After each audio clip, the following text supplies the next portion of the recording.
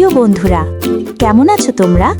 আজকে তোমাদের জন্য এমন একটি সুন্দর গল্প নিয়ে উপস্থিত হয়েছি যে গল্পটি শুনলে তোমাদের অনেক ভালো লাগবে। তাই গল্পটি না টেনে প্রথম থেকে শেষ পর্যন্ত দেখার আমন্ত্রণ রইল। চলো গল্পটি শুরু করা যাক। গল্পের নাম বুড়ি ও রাজা। অনেক অনেক দিন আগের কথা। একটি ছোট রাজ্য ছিল, নাম তার সোনাপুর।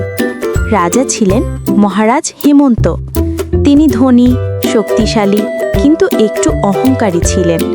তিনি ভাবতেন, আমার রাজ্যে কেউ গরিব থাকবে না, কারণ আমি সব জানি, সব পারি। কিন্তু বাস্তবে রাজ্যের গরিব মানুষগুলো কষ্টে দিন কাটাতো। রাজা রাজপ্রাসাদে বসে দামি জামা পরতেন, দামি খাবার খেতেন, আর গ্রামের দিকে মানুষ খেত শুকনো রুটি আর পানি। একদিন এক বুড়ি রাজদরবারে এলেন। চেহারা কষ্টে ভরা, হাতে ফাটা মাটির হাঁড়ি, গায়ে পুরনো শাড়ি। সে বলল, মহারাজ, আমি আপনার রাজ্যের গরিব মানুষ। 3 দিন ধরে আমার ঘরে খাবার নেই। রাজা একটু হাসলেন, বললেন, তুমি তো বলছো আমার রাজ্যের মানুষ, আমার রাজ্যে কেউ ক্ষুধার্ত থাকতে পারে না। তুমি নিশ্চয়ই অলস। বুড়ি চোখে পানি নিয়ে বলল, মহারাজ, আমি কাজ করি, তবু পেট ভরে না। জমি নেই, ফসল নেই, বৃষ্টি হয় না। রাজা হেসে বললেন, বৃষ্টি দেবেন আমি না ঈশ্বর? সবাই হেসে উঠল। বুড়ি চুপ করে চলে গেল, কিন্তু যাওয়ার সময় শুধু একটাই কথা বলল, মহারাজ, আপনি একদিন বুঝবেন কে কতটা অভাব জানে। কয়েকদিন পর রাজ্যে খরা পড়ল। মাঠ শুকিয়ে গেল, পুকুরে পানি নেই, গাছ মরে গেল। মানুষ পানি খুঁজে হাহাকার করছে। রাজা বললেন, এ কেমন দুর্যোগ, আমার রাজ্যে এমন কেন? মন্ত্রী বলল, মহারাজ, হয়তো প্রজাদের দুঃখ আপনাকে ছুঁয়ে গেছে। রাজা বিরক্ত হয়ে বললেন, চুপ করো, আমি নিজের চোখে দেখে আসব। রাজা রাজপোশাক ছেড়ে সাধারণ মানুষের মতো পোশাক পরে বের হলেন। তার সঙ্গে ছিলেন এক দেহরক্ষী। তিনি গ্রামের পথে হাঁটছেন। গরমে ঘাম ঝরছে, মানুষ পিপাসায় কাঁদছে। হঠাৎ দেখলেন রাস্তার পাশে এক বুড়ো মাটির হাঁড়ি নিয়ে বসে আছে। তার চোখে সেই আগের চেনা দৃষ্টি।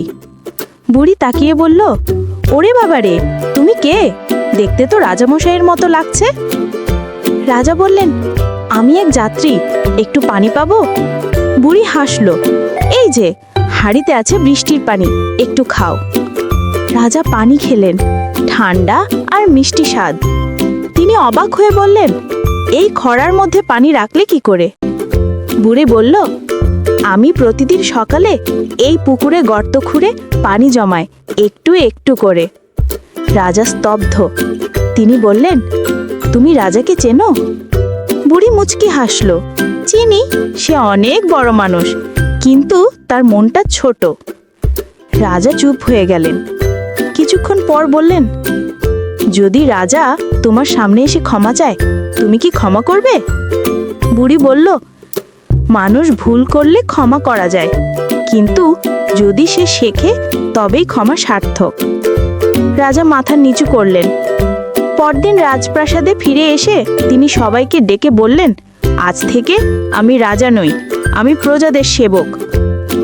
রাজা আদেশ দিলেন, সব গ্রামে কুয়া খোঁড়া হবে, পুকুর পরিষ্কার হবে, গরিবদের ধান দেওয়া হবে। তিনি নিজে গিয়ে বুড়ির বাড়ি পৌঁছালেন। রাজা বললেন, মা, আমি হেমন্ত, আমি ভুল করেছি। বুড়ি অবাক হয়ে বলল, তুমি মহারাজ? রাজা হাঁটু গেড়ে বললেন, তুমি আমার শিক্ষক, তোমার কাছ থেকে আমি শিখেছি কিভাবে মন বড় করতে হয়। বুড়ি চোখে পানি নিয়ে বলল, তুমি আজ সত্যিকারের রাজা হয়েছ। এরপর থেকে রাজা প্রতিদিন গ্রামে যেতেন, মানুষের কথা শুনতেন। রাজ্য ভরে উঠল ফসল আর সুখে। মানুষ বলতো, বুড়ির দোয়ার আশীর্বাদে রাজা এখন সত্যিই জনতার রাজা। যে শাসক মানুষের কষ্ট বোঝে, সেই প্রকৃত রাজা। অহংকার মানুষকে নিচে নামায়, কিন্তু বিনয় তাকে অমর করে তোলে। বন্ধুরা, গল্পটি কেমন লাগলো কমেন্টস করে জানাও। ভালো লাগলে একটি লাইক দাও এবং বন্ধুদের মাঝে শেয়ার করো।